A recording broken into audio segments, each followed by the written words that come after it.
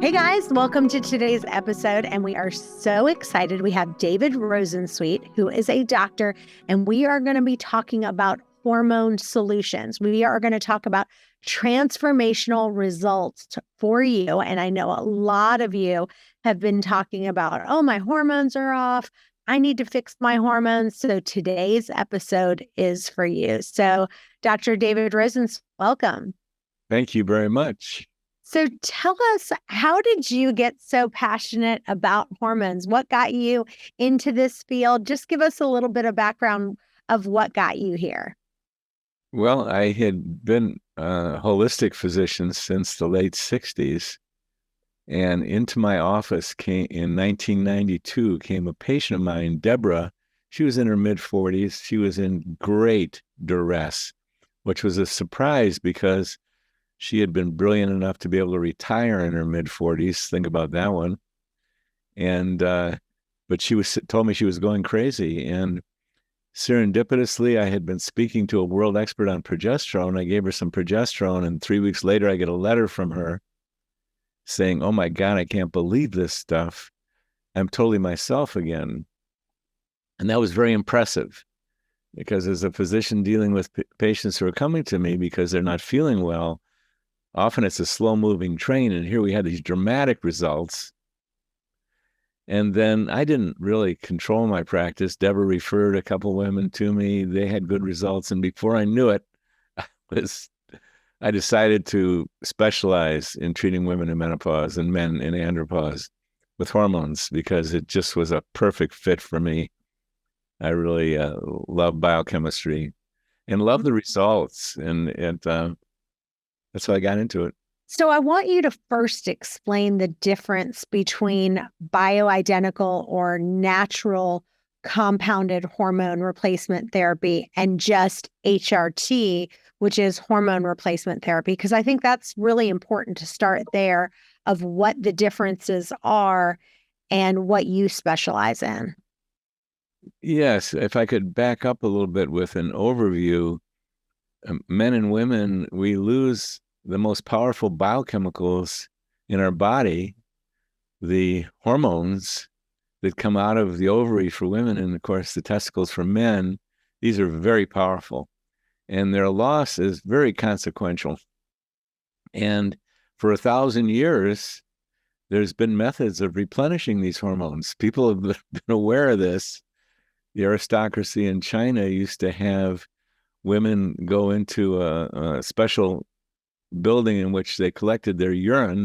They dried out the urine, and the aristocrats ate the powder from this dried urine because they contained hormones, and they knew it. And the aristocrats got to be youthful. And this has been going on in the 40s. The pharmaceutical manufacturers learned how to do the same thing only with horse urine, and they derived these the hormones from pregnant mare urine. Premarin, most popular and profitable drug of all time by 2000. And hormones, when replenished, if they're done decently and with some skill, almost every hormone does a good job. We're a big tent. We believe that there's a variety of ways to treat women, and women and their providers should be able to choose. Now, bioidentical is a whole different world. In the 80s, two friends of mine independently came up with a way to get purified same molecule that the ovary puts out. Well, that had a great deal of appeal to me just for the naturalness of it, which is different than horse urine. 50% of the estrogens in horse urine are not the same as what are in humans. So I love the idea of molecule identical. And then these have been around since the 80s. There's about 7,000 compounding pharmacies in the United States. These are the old-fashioned type, so to speak, using very, very modern methods. They're taking the basic ingredients and putting the hormones up in creams and gels, for example, and in capsules. And I love it because I can write any prescription for hormones that I want, and I can be highly specific to the individual woman that I'm treating. And women vary enormously, woman to woman. Some women may need this much estrogen to be young and healthy and fertile and pregnant, where other women need 3 times that amount of estrogen. And all of these women are healthy.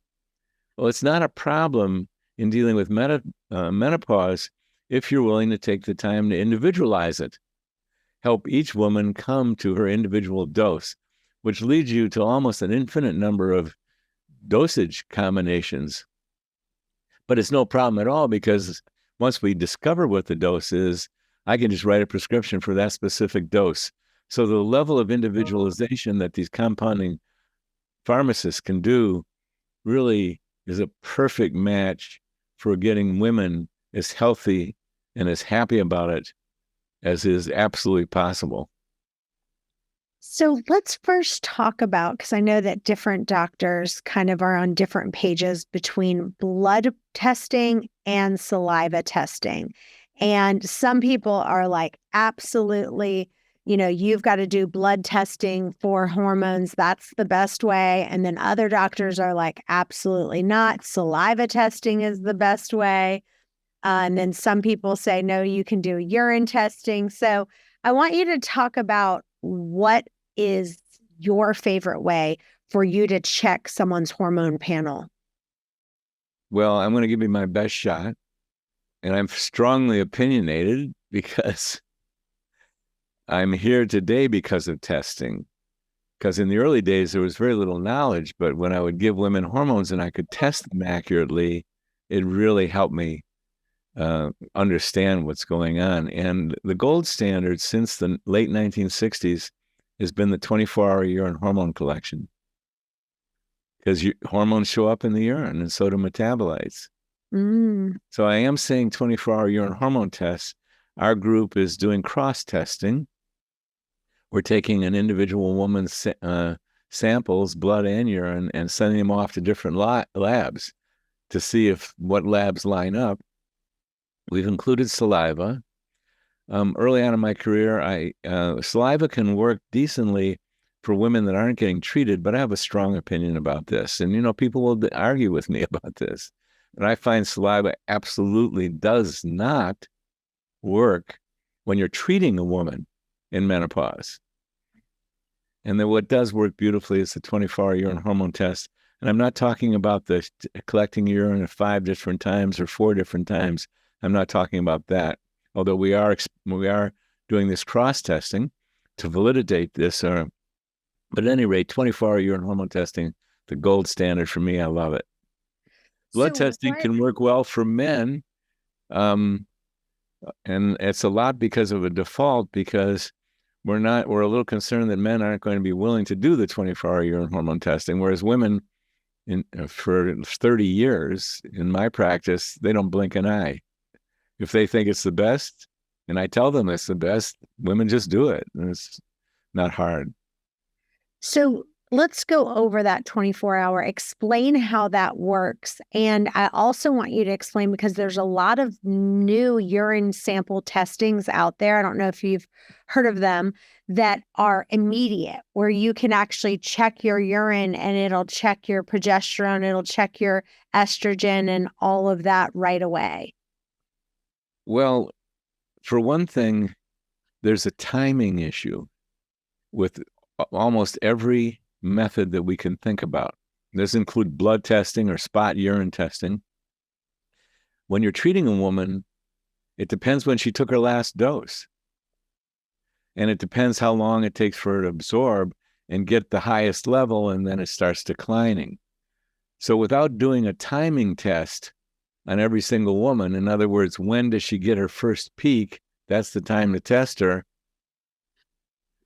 Well, it doesn't work well. That's why blood doesn't work well when you're treating someone, because you don't know when you're going to catch them after the peak absorption. All of that is taken care of by collecting urine for a full 24 hours. In fact, it takes that timing issue and it's no longer a problem. We get the results, and it doesn't matter when in the 24-hour urine, 24-hour period when the woman takes her hormones. That's one of the biggest advantages of 24-hour urine. There are urine spot tests where you're doing 3 or 4 or 5 samples. We're in discussion with the owner of that company. We're eager to see how they compare with 24-hour urine hormone tests. To date, I'm gonna suspend any commentary I have on that. But what I can stand behind full-heartedly after 30 years of experience is 24-hour urine hormone tests is the best way to test a woman who you're treating with hormones. So Blood testing works good for when you're a young woman and you choose the right time to test her when she's not on hormones. So for someone who has never done a 24-hour urine test, explain how the process works. The laboratory sends you everything you need. You do it at home. You urinate and you pour it into this big jug. In fact, I have one here. I could reach in. It's behind that particular desk there. Uh-huh. You collect all urine for 24 hours. You take your hormones exactly like you always take them. That's very important. And then you pour off a small portion of it and you ship it off to the laboratory. They supply all the packaging and shipping. All you have to do is call up the delivering service and they'll pick it up, or you can drop it off. That's the process. So let's talk about with somebody who is premenopause, that they haven't reached the menopause yet, and they want to do this. Is there a specific time, if they are still menstruating, is there a specific time that you want to do the 24-hour test? Well, interestingly enough, our recommendation is don't ever test a woman in the perimenopause because she's got an ovary that's starting to decline big time, and her brain and pituitary realize this, and they try and stimulate that ovary so that when she's young, throughout a month, she's got these nice, predictable estrogen curves, for example. But when she's in the perimenopause, her brain is reading low estrogen. It'll put out a burst of a stimulating hormone. She'll get a high estrogen, but she won't be able to sustain it. So it'll go low, high, low, high, low. I explain all this in my book in quite some detail, which your viewers can have a free PDF copy of. But because the hormonal output is so erratic in the perimenopause, you test her on a day, she could be having hot flashes throughout the month, waking up in the middle of the night. But if you test her on the wrong day, you'll see a very high estrogen level, which is when she's having hot flashes, she's got low estrogens. So it depends on the day you test her. The interesting thing is the process is always the same. You don't have to know exactly where she's at. Because she's so erratic, you want to start replenishing hormones and even her out and alleviate those symptoms. We test 100% of the women when they're in menopause after they've dialed in their best dose. So usually at the 3 to 5 month mark, we test 100%. But you can get erratic results in the perimenopause and waste a woman's money and confuse the provider and the woman. I want you to talk about why organic matters. I know that one of the things that you're passionate about is that, a lot of people are using topical hormone replacement, but the base of what they're using is not organic and can have toxins in it. So I want you to talk about that. And I want you to talk about timing, about kind of the schedule and any kind of reminders for people to remember to take when they're doing a cream. It's hard to remember, oh my gosh, I have to take it in the morning, I have to take it at night. Can you talk about those two items? Yes, great questions. Well, about 18 years ago, I had already been treating women for over 10 years, and I had never seen a hormone. And I was treating them with topical estrogen and progesterone and testosterone. You apply it to your skin. And the pharmacy that I was using shipped one of my patients' hormones to our office rather than directly to her. And I was fascinated. Here comes this white cosmetic jar, sealed, and I had never seen a hormone. So I broke the seal and took off the top, and out comes this very strong odor. And I went on to learn that these hormones are very poorly soluble. They do not dissolve in water, and they don't even dissolve in mild solvents. You need very strong solvents. And I went on to research this, and I learned that over 98% of what was in that jar was solvent, and less than a percent was actual hormones. And I did the math, and I realized for a holistic doctor, where very often I was wanting to assist my patients to detoxify, I was asking a woman to put on a quart of a strong solvent a year for 10, 20, 30 years. So my son and I went on to research a different way to do it. And I've been an organic guy for a long, long time. And we did some research, and we came up with some oils. We have patents on them, and they're organic. They're 100% organic oils. And that's how we dispense, or the pharmacists that dispense for us, they use the organic oils. There's no solvents in there, which means the suspension, you have to shake the bottle before you use it.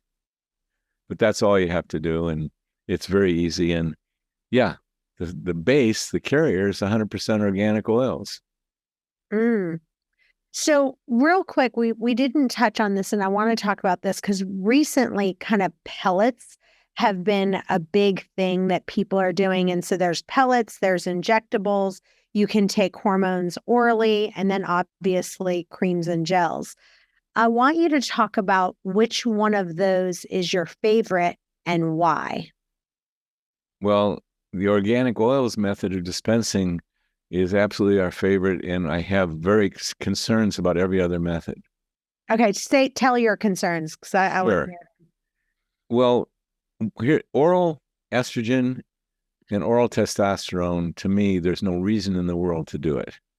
What we learned about oral estrogen when the birth control pill came out is that there was a certain number of women who got clots in their legs, in their leg veins, and some of those clots broke loose and then went to the lung. And some of these women actually passed away.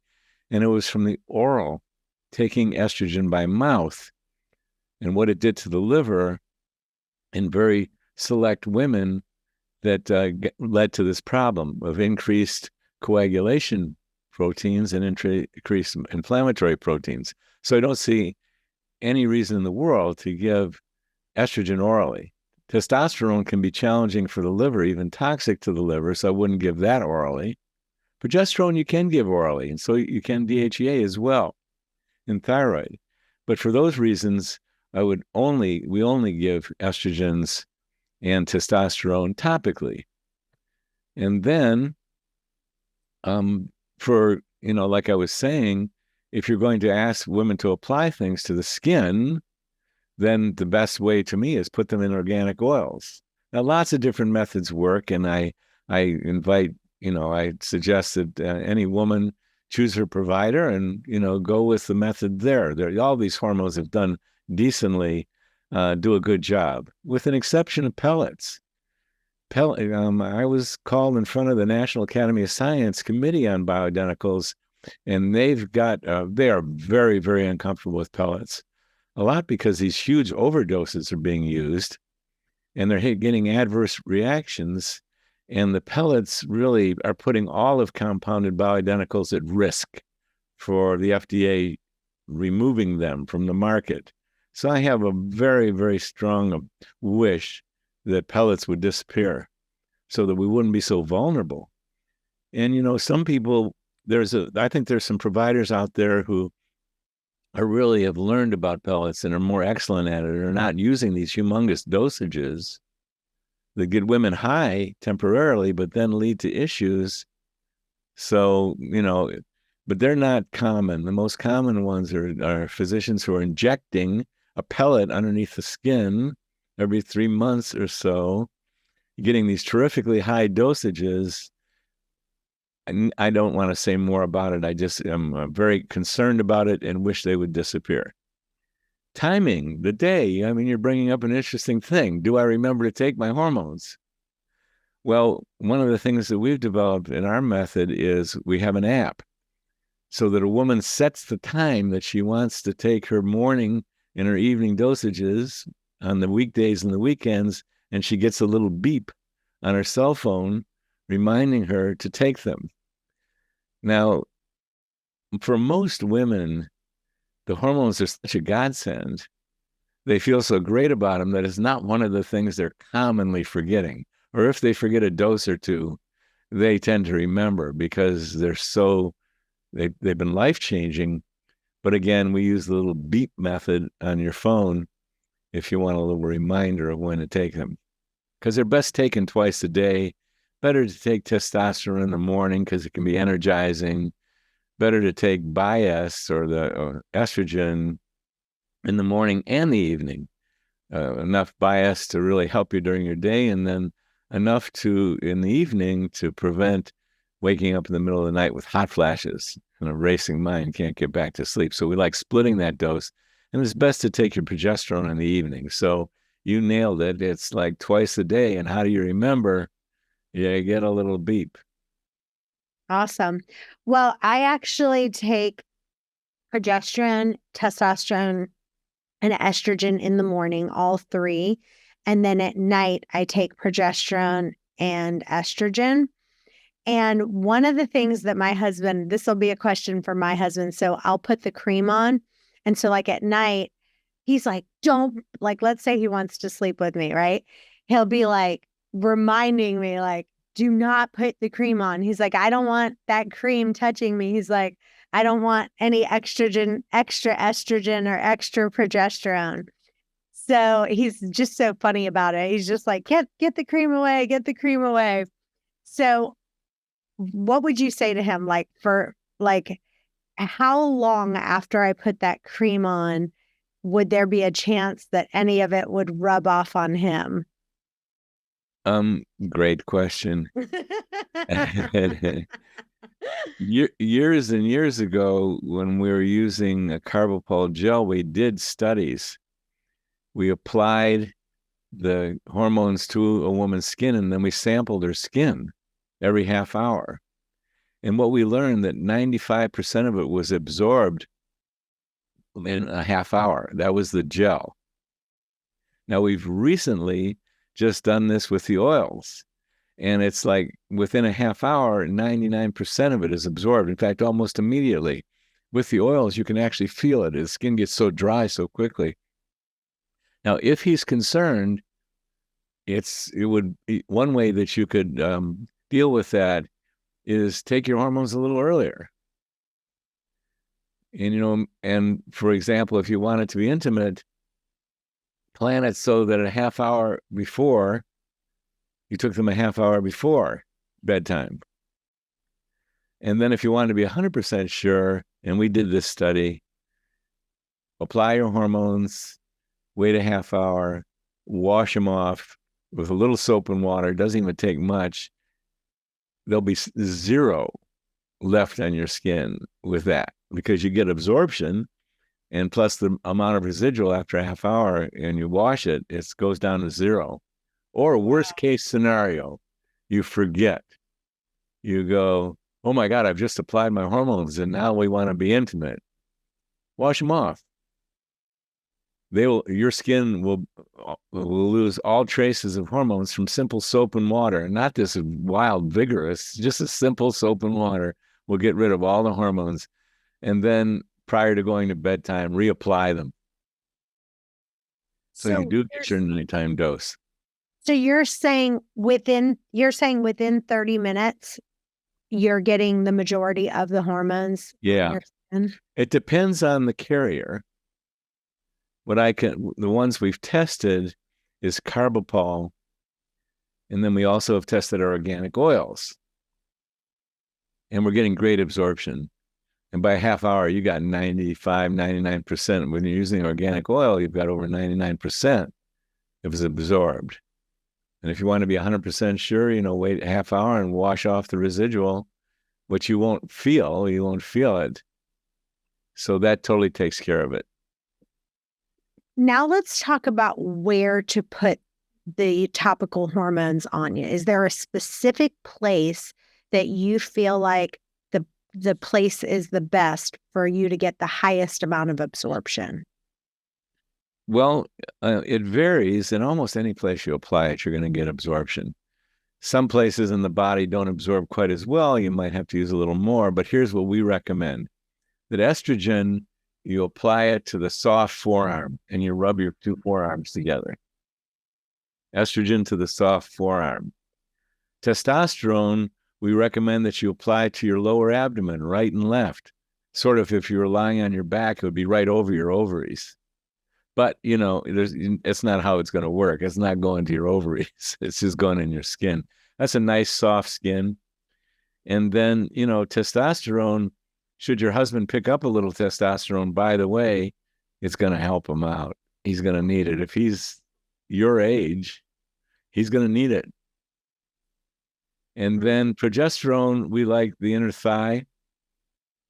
But again, you can rotate these sites. It's also possible to put the estrogen behind your shoulders there. It absorbs really well. And you can put the progesterone on your lower abdomen and on the back. The main thing we like to do is not put estrogen on the torso. We don't want direct estrogenic stimulation of the breasts. So we keep it away between the shoulders and between the chin and the top of the pubic bone. That'll just keep the estrogen. That's the main thing that we don't want, is any direct stimulation of breast glandular tissue by estrogen. And we choose a wide area just to keep the estrogen away from the breast. All right. Well, I have a question from Sarah Jean Salterini in Tampa, Florida. I won't read all of it, but I'll give you a glimpse of what she wrote. The part she says, I've been putting testosterone on my stomach and I'm getting so much hair growth on my stomach. I've never had hair growth on my stomach before. And now it's just unbelievable how much hair I have. Do you think I'm using too much testosterone? How would I find out? Thank you. That's an excellent question and something I omitted. You want to apply testosterone where there is no hair follicles. So you want to apply it to the lateral abdomen, for example. My guess is it may not be that she's taking too much testosterone. It may be that she applied it to an area that had some hair follicles there already. And that's what you want to avoid. Testosterone will make hair grow where hair is. Hair is not everywhere on a woman. So you can use your inner thighs, for example. That can be a place where we're not going to get the hair growth. Yes, overdose can be part of that issue, but it's pretty rare for a woman to overdose because when you get too much testosterone, you get ornery. You get too testosteronish. You get hair growing on your mustache area and on your chin. Your skin gets really oily like a teenager. You can even get pimples. So it's pretty rare that women will overdose with testosterone. But again, if you apply a testosterone where there's hair follicles, it will grow. So one thing for me that what I've been doing, which I'm going to change it now that I've heard you say that, is like in the morning, I put all three and I kind of put all of it in my lower stomach. And then I'll put my pants, like I'll have like leggings on. And then like it takes a while because it's, not all sinking in. So then I feel like I put my leggings on and then I feel like a bunch of it is still kind of on the leggings, if that makes sense. So maybe I should put all three of them in different places, not all in one place, because that's just too much cream to absorb in one area. Would you suggest that? Yeah, I like that. Again, I like estrogen on the forearms. Uh-huh. And it's also not a big deal. So maybe you need to, the one thing about the creams and the gels, they should rub in pretty easily and leave behind something that feels dry. Your skin should feel pretty dry. That definitely occurs with the organic oils. You rub these in just a few times, not a lot. You go like this, for example, and your skin is dry. if you've got an oil residual that's significant, I question what the carrier is, whether it's absorbing really well in you. But, so what if a little bit gets on your tights? It's, you maybe have to use a little more. Ultimately, it's a matter of symptom relief plus testing. Mm-hmm. We find that a lot of women, they put on enough hormones to alleviate hot flashes, et cetera, but that does not guarantee that they're getting enough estrogen, for example. In fact, we did a study, and when women said to us, yeah, I feel good, my symptoms are gone, and we did a 24-hour urine hormone test on them, 50% of those women did not have enough estrogen to protect their bones and their vagina. So it's important to confirm with testing. 25% had a little too much, so they put themselves at risk for breast glandular cell proliferation. We don't really want to see that happen. So at any rate, there's a lot of details there to get it excellent. And since you're going to do it for 20, 30, 40, 50 years, it's really good to get this stuff dialed in with a level of excellence. Let's just take a minute and let's talk about my latest discovery. Listen, this is the hottest super nutrient packed product that's going to boost your brain and your overall well-being.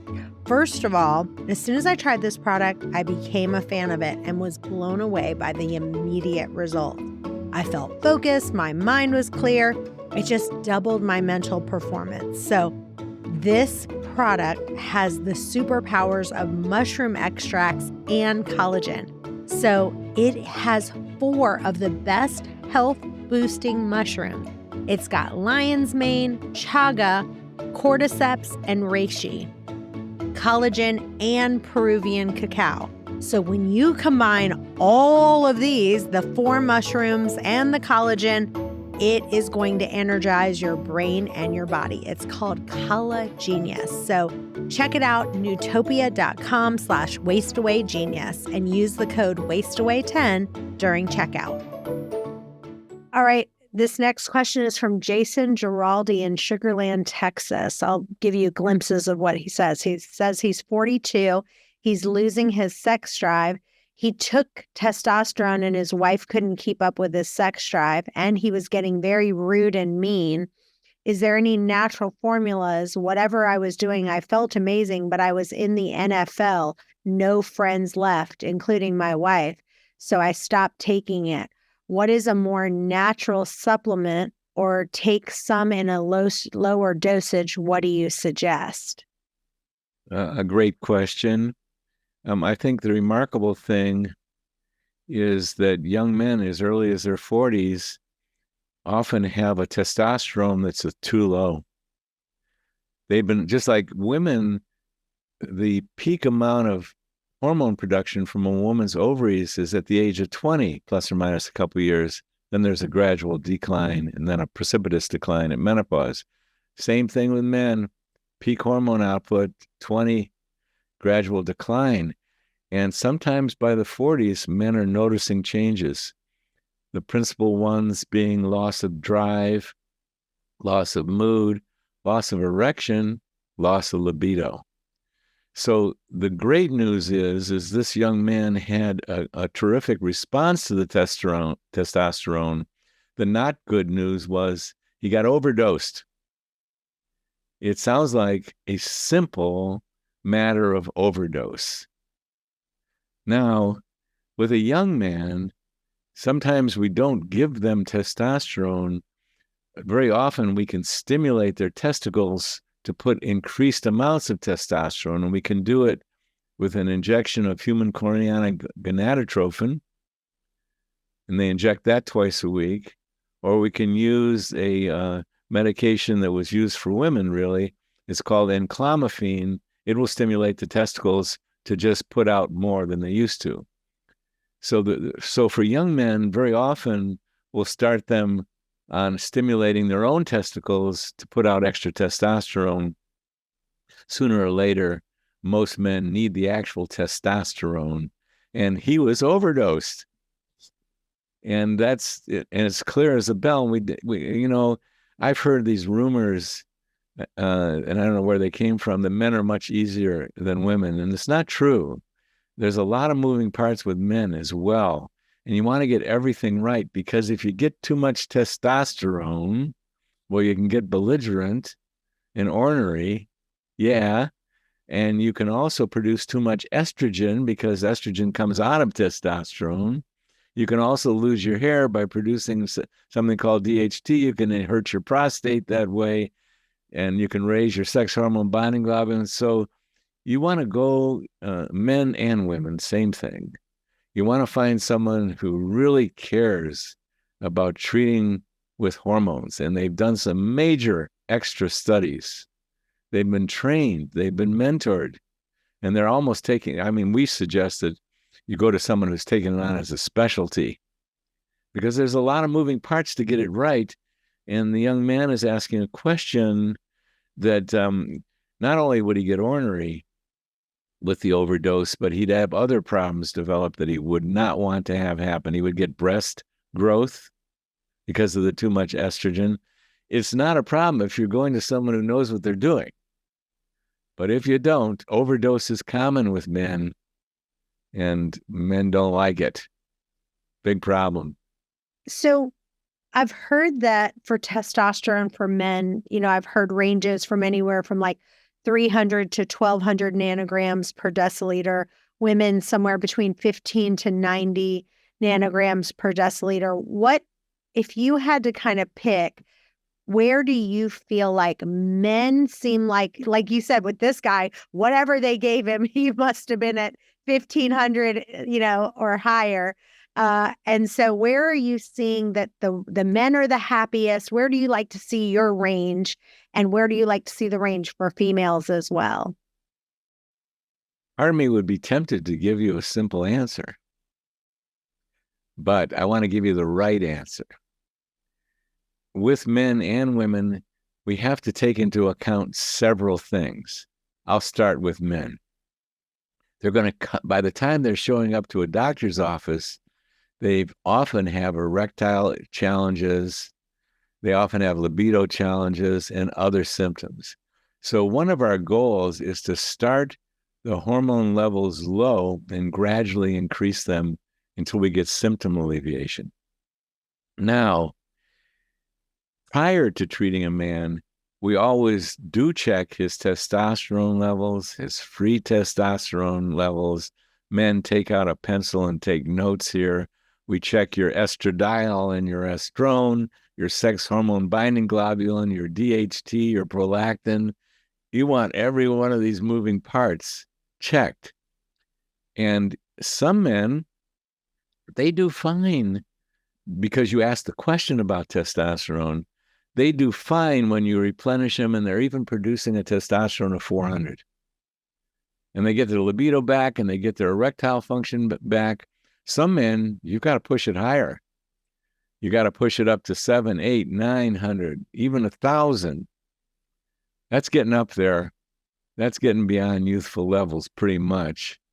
If you're going to push those doses that high, you want to be certain that you're not simultaneously raising the estrogen too high. We men need estrogen. We need it for protecting our arteries, but we don't want it too high. We don't want it too low either.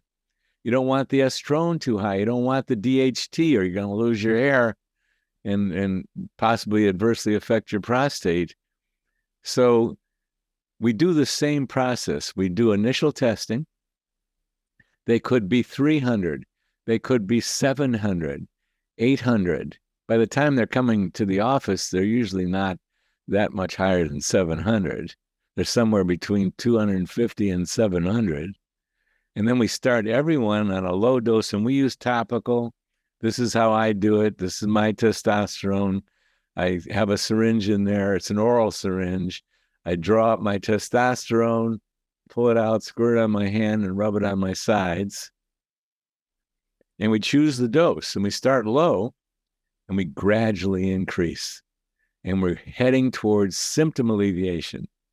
We're heading for the man to say, wow, my libido's returning. My erection is sustaining. Then we test them and we make sure that they haven't gone too high on the analytes that I mentioned that we could do too high. But we're going to be conservative. If you push a man too high, he might feel temporarily okay, but he's not going to like the breast tissue that he's developing, for example. So it's a skill, and it's based on not only symptoms, but on accurate testing. Mm-hmm. Well, Jason has another portion of his question. It was very long, so I'm only going to use this small portion. He also says, my back is hurting every time I'm working out. Is that another sign that I'm low on testosterone, or do you think that's just a sign of old age? It seems like everything breaks down after 40. I don't know. I mean, it's so possible to injure our backs. And by the time you're in midlife, let's say, for example, you don't have good posture, or you've done some heavy work, you're working out too intensely. Well, a 20-year-old can work out excessively and usually survive it. But the message from the body is something is causing that backache, and I wouldn't start with testosterone. In some instances, not necessarily in a 40-year-old, the testosterone has been too low for too long, and that's a guarantee in men and women that you're going to lose muscle. It's the number one thing that puts women and men in nursing homes is the loss of muscle, called sarcopenia. You know, once you get into that wheelchair because you can't walk with stability, that's what gets most people into nursing homes. So what I'm pointing out here is for women and men, you must maintain adequate testosterone to maintain muscle. And so if you're getting flab here in the triceps area, or if men are, you're losing muscle. Or if you can't do a squat like you used to, you're losing muscle. Or if you can't get off the floor without using your hands and your arms, you're losing muscle. And women and men, we must have the proper amount of testosterone. Now, if you lose muscle in the back, which you can lose it everywhere, you're not going to support your back as well. But I can tell you that every chiropractor on this planet and every osteopathic doctor and every massage therapist and every physical therapist will talk for hours on how it's possible to injure the back. So I'm not going to say that the back is injured from loss of muscle or insufficient testosterone. I'm going to say that there came a time in my life where I had to learn about posture and my back and how to take care of my back. And one of the abuses I was doing was I was going to the gym, which I love, which is fantastic for people, but I was overdoing it.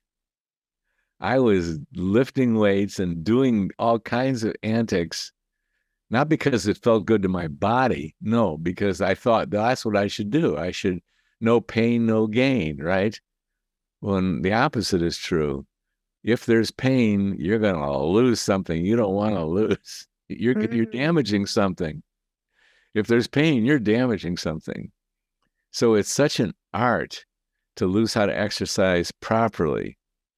Gyms, fabulous. Exercise, fabulous. But you have got to learn how to do it with skill. And especially since you want to go the long haul. You want to be exercising when you're 100. My father was playing tennis at 92. He was really good too. So you want to be able to, you want, in order to take care of your back, which is for human beings, that's one of our more delicate, often apt to show problems of abuse.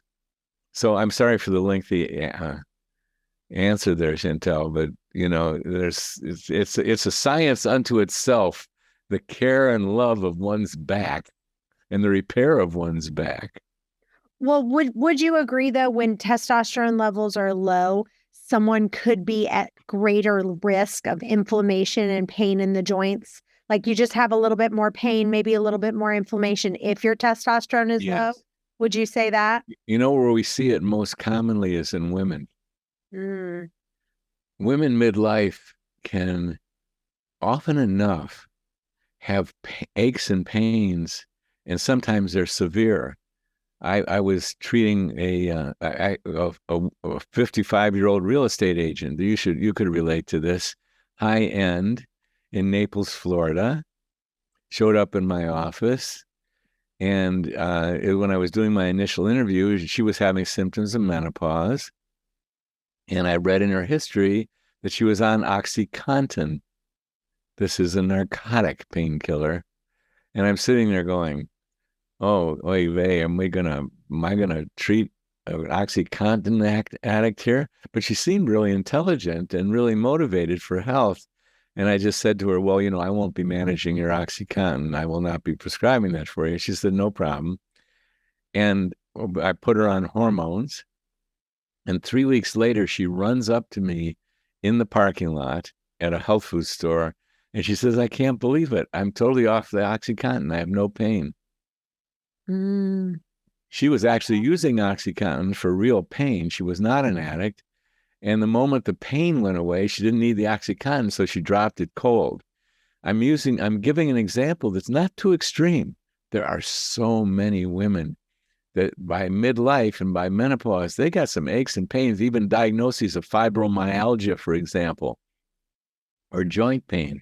And main thing I do is I train and mentor physicians and nurse practitioners. And the main thing we say in our teaching, when a woman of midlife or a man of midlife shows up with a long list of symptoms, treat the andropause or the menopause first and see what's left. Because very often these things just mystically disappear. So I would say that of this gentleman to, yes, a great thing to do is optimize your hormones by someone who really knows. And in Texas, we have there's a pharmacist there that is so fantastic. Las Colinas Pharmacy outside of Dallas. This is a world expert on treating men who's going to pay attention to all the details. Las Colinas outside of Dallas.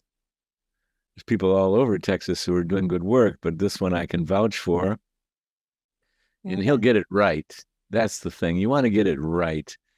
You want to have someone who really is aware of these multitude. So you optimize the testosterone. Take you a month or 2 or 3 to do that, and see if you see how your back's doing then. See how your joints are doing then. Well, you've written an amazing book called Happy, Healthy Hormones, How to Thrive in Menopause. I want you to give people just a little tasting. Give us like 2 little tips that you tell in that book to get them to want to read the rest of it. What is kind of the best parts that you can give us a glimpse of that you talk about? Well, I think one of the most important chapters in that book is the 3rd one. And again, your listeners can get a free copy from you just by going to the link. Yes, we'll put I that think in the something we haven't covered that I think is so crucial for women is that women's medicine got a horrible thing happen to it.